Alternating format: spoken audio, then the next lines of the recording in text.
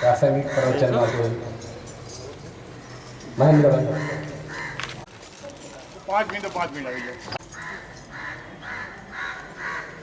નીલાંચલ નિવાસાય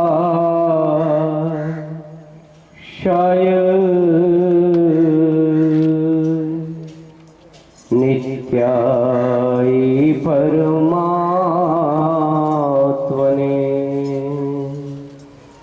બલભદ્ર શુભદ્રભ્યામ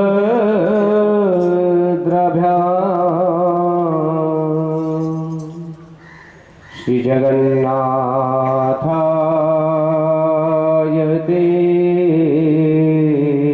નમઃ.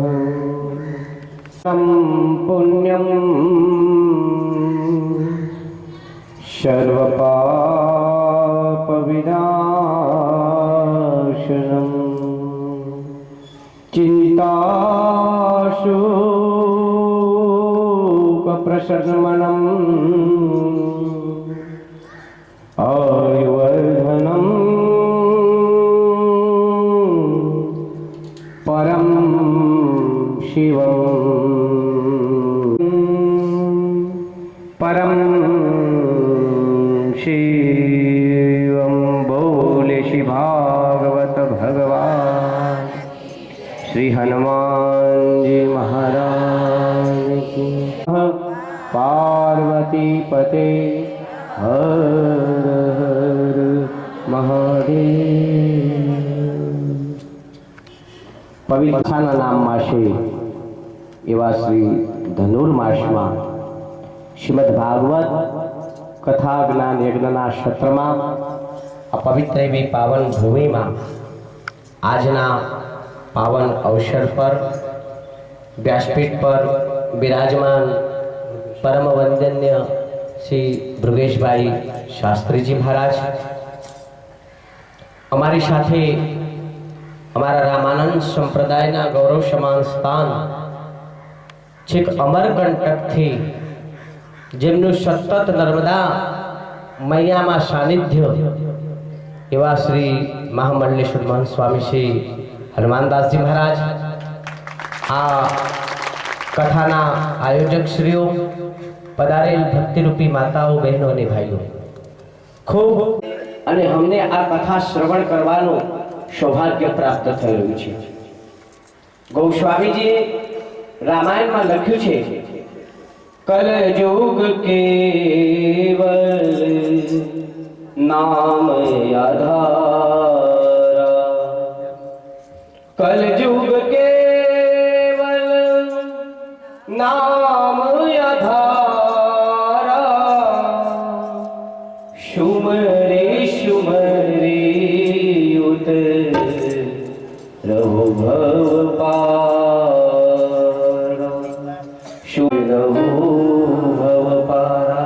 હજારો વર્ષો સુધી જે ઋષિ મુનિઓ તપસ્યા કરતા હતા પણ ભગવત પ્રાપ્તિ નથી થતી, એ પરમાત્માએ કીધું કે આ કલયુગમાં, આ યુગમાં કથા શ્રવણ કરવાથી, નામ લેવાથી પ્રભુનું એમ કહેવાય છે કે માનવ મોક્ષના અધિકારી બની જાય છે। તો શ્રીમદ ભાગવત કથા એ મોક્ષ આપનારી કથા છે। રામાયણ જીવતા શીખવાડે છે અને ભાગવતજી આપણને બધાને મરતા શીખવાડે છે। તો એવી જ્યારે શ્રીમદ ભાગવત કથા જ્ઞાનની વિનંતી તમે બધા કરી રહ્યા છો, મળેલું માનવ જીવન તમારા બધાનું કૃપાર્થ થાય। પ્રભુ આપના હાથે આવા સારા સત્કાર્યો કરાવતા રહે। હું કહેતો આવ્યો છું અને કાયમ બધે કહું છું કે જીવનમાં કોઈ કશું લઈ આવ્યા ને કોઈ કશું લઈ જવાના નથી। ચાહે નાનો માણસ હોય, મોટો માણસ હોય, સામાન્ય માણસ હોય, બધું અહીંનું અહીં રહેવાનું છે, પણ આપણી સાથે શું આવવાનું? આ કથા શ્રવણ કરેલું, આ સત્સંગ, આ સંતોના આશીર્વાદ, આ એમના દર્શન એ જ આપણી સાથે આવે છે। તો ખૂબ આપણા પર ખૂબ જગન્નાથજી ભગવાનના, ગૌ માતાના અને આજ તમે એટલા બધા ભાગ્યશાળી કહેવાઓ કે કિલોમીટર દૂરથી અમારા મહારાજશ્રી આવ્યા છે। મેં ભાઈશ્રીને કીધું કે ભાઈ આજે મારા ત્યાં મહેમાન આવ્યા છે તો હું ના આવી શકું, પણ કાલે આવીશ। પણ ભાઈશ્રી કીધું કે ના ભાઈ મહારાજશ્રી એમને પણ સાથે લઈ લો, અને પછી જો તમે બધા કેટલા બધા ભાગ્યશાળી હશો તો આટલે બધે દૂરથી અમારા હનુમાનદાસજી મહારાજના દર્શન અને આશીર્વાદની પ્રાપ્તિ થઈ રહી છે। તો ખૂબ આપણા બધા પર માં નર્મદાના, જગન્નાથજી ભગવાનના, ગૌ માતાના આપણા બધા પર ખૂબ આશીર્વાદ રહે। સર્વે ભવન્તુ સુખિનઃ, સર્વે સંતો નિરામયા, સર્વે ભદ્રાણિ પશ્યન્તુ, મા કસ્મિતં દુર્જાયતે। તમે બધા સૌ સુખી થાઓ। મળેલું માનવ જીવન આપણા બધાનું કૃતાર્થ કરાવે।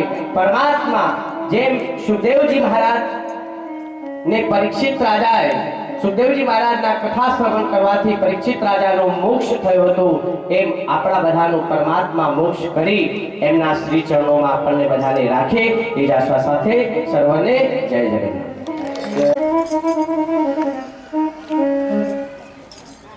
શ્રી દિલીપદાસજી મહારાજનું સ્વાગત કરવા માટે આપણા કમલાબાગ સોસાયટીના ચેરમેન શ્રી પુરુષોત્તમભાઈને આપણે વિનંતી કરી। પુરુષોત્તમભાઈનું સ્વાગત કરી।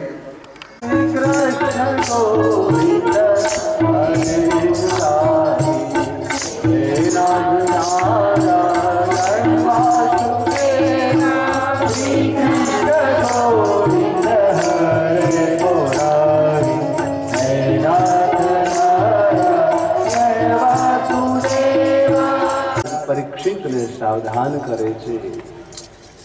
કપિલ ગીતાનું જ્ઞાન એ કથાનો સંહાર કર્યો છે। અહીંથી હવે એક સુંદર મજાની કથા જે શરૂ થઈ છે તે શિવ કથા। ત્યારબાદ શિવ કથાની અંદર પહેલા ભગવાન શિવજીના લગ્ન સતીની હારે થયા। સતીને સંશય થયો, પરિણામે અનેક ભૂલને લઈને તેઓ યજ્ઞમાં જવાની તૈયારી કરી રહ્યા છે। શિવજીએ ના પાડી, બહુ સમજાવ્યા છતાં ભવાની એ યજ્ઞ તરફ પ્રયાણ કરે છે। નયનોમાં એ ઘેર કદી ના જાય, ભલે કંચન વર્ષે। શિવજીએ સમજાવ્યા, ભવાની માન્યા નહીં અને છતાં પિયરમાં ગયા છે। કોઈએ બોલાવ્યા નહીં, ભવાનીનું અપમાન કર્યું। ભૂલી જવાય છે પણ મેળાનો માર છે ને એ જીવનભર ભૂલાતો નથી। સગી બહેનો એ મેણું માર્યું કે સુશાણવાળી અહીંયા આવી છે, કોઈ એવું કીધું આમંત્રણ વગર નહીં આવી છે। મેળાનો માર સહન ન થયો, માં એક એવું પાત્ર નીકળ્યું કે જેમણે આવકાર આપ્યો, આનંદ થયો, પણ ભવાનીના મનમાં ડંખ છે કે અહીં આવી કોઈ મારી બોલતું નથી, મારું અપમાન થયું છે। પોતાનું અપમાન તો સહન કરી ગયા ભવાની, પણ જ્યારે યજ્ઞના દર્શન કરવા ગયા ત્યારે યજ્ઞમાં બધા દેવતાઓની સ્થાપના જોઈ, પણ શિવ નહીં, કઈ ન જોયું। પોતાનું અપમાન તો સહન કરી ગયા, પણ શિવનું અપમાન ભવાની સહન ન કરી શક્યા, અને એના કારણે ભગવાનનો રોષ ભભૂકી ઉઠ્યો। ભવાની લાજનો ઘૂમતો ખોલી નાખી અને મર્યાદાઓ છોડીને ઋષિ મુનિઓને શ્રાપ આપ્યો, હે બ્રાહ્મણો, તમે શિવનું અપમાન કર્યું છે, મારા પિતાજીના કહ્યામાં આવી જઈને અગ્નિ પ્રગટ કર્યો અને માના સાડીની અંદર ચૂંટણીની અંદર આગ લાગી. મારે નક્કી કર્યું હોય મારે જીવીને શું કરવું છે. જ્યાં શિવનું અપમાન થતું હોય ત્યાં જીવવાનું કોઈ કારણ નથી. અને બહુ સાચી વાત છે મારા ભાઈ બહેનો, શિવને ખૂબ ભજી લો, ક્યારેય શિવનું અપમાન ન કરતા. શિવના રોષ પાવક સો જરહી, એટલે ભોળા માણસ હોય ને એનો બહુ અપરાધ નહીં કરવો. ભોળા કઈ દુભવવા નહીં. કોઈ ભક્ત હોય, કોઈ સજ્જન હોય, કોઈ શિવ ભક્ત હોય, અને આ શિવ મંદિર નિર્માણ થઈ રહ્યું છે, સાંભળજો અહીંયા, અને શિવ મંદિરનો પાયો નખાઈ રહ્યો છે. કોઈ મનમાં આડાવડા વિચાર કરતા નહીં, કોઈ આડાવડા કપટની વાતો કરતા નહીં, નહીતર શિવજી છોડશે